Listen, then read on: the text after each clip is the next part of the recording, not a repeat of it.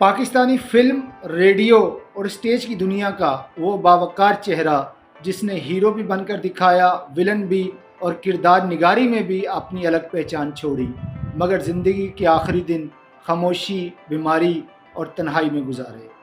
السلام علیکم، میں ہوں مدثر قدیر اور آپ دیکھ رہے ہیں فنکار دی پوڈ کاسٹ، اور آج ہم بات کریں گے معروف اداکار ابراہیم نفیس کی، جو 1936 میں آگرہ میں سید محمد ابراہیم رضوی کے نام سے پیدا ہوئے۔ تقسیم ہند کے بعد صرف 11 برس کی عمر میں اپنے خاندان کے ساتھ پشاور منتقل ہوئے، جہاں انہوں نے اپنی ابتدائی تعلیم حاصل کی۔ فن اور آواز سے ان کا تعلق جلد ہی قائم ہو گیا اور 1952 میں انہوں نے ریڈیو پاکستان پشاور سے اپنے کیریئر کا آغاز کیا۔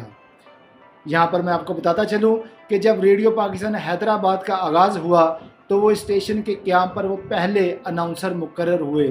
ریڈیو کے ساتھ انہوں نے اسٹیج ڈراموں میں بھی اپنی صلاحیتوں کا لوہا منوانا شروع کر دیا۔ ان کے اسٹیج ڈراموں میں مرزا غالب بندر روڈ پر، لال قلعے سے لالو کھیت تک، بڈھا گھر پر ہے اور بہروپیہ جیسے ڈرامے ان کی پہچان بن گئے۔ 1960 میں ابراہیم نفیس نے فلم رات کے راہی سے فلمی دنیا میں قدم رکھا۔ یہ فلم معروف ہدایت کار اقبال یوسف کی بھی پہلی فلم تھی، جبکہ بھارت سے آئی ہوئی اداکارہ ریحانہ نے اس فلم میں مرکزی کردار ادا کیا۔ اس کے بعد وہ وحید مراد کے مشہور فلمی کیمپ کا مستقل حصہ بنے، جہاں سے ان کے فلمی سفر کو نئی بلندی ملی۔ ان کی فلموں میں دوراہا، بنجارن، جاگ اٹھا انسان، پھر صبح ہوگی اور انسان بدلتا ہے جیسی فلموں نے انہیں صف اول کے اداکاروں میں شامل کر دیا۔ 1965 میں انہوں نے فلم عشق حبیب میں طلعت صدیقی کے مقابل ہیرو کا کردار ادا کیا۔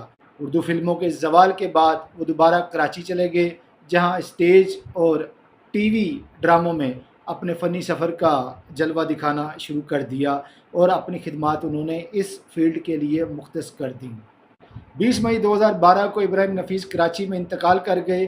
وہ اپنی زندگی کے آخری 3 برس شدید علالت کے باعث بستر پر رہے، یہاں تک کہ آخری ایام میں انہیں یادداشت کی کمزوری کا بھی سامنا کرنا پڑا۔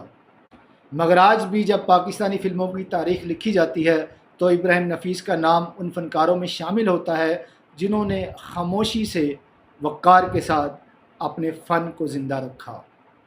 اگر آپ کو پاکستانی فلموں کے سنہری دور کے ایسے فنکاروں کی کہانیاں پسند آتی ہیں تو ہمارے چینل فنکار دی پوڈ کاسٹ کو ضرور سبسکرائب کریں اور ویڈیو کو لائک کریں تاکہ ہماری نئی ویڈیو آپ تک پہنچ سکے۔ اور اسی کے ساتھ مجھے مدثر قدیر کو فنکار دی پوڈ کاسٹ سے دیجیے اجازت۔ فی امان اللہ۔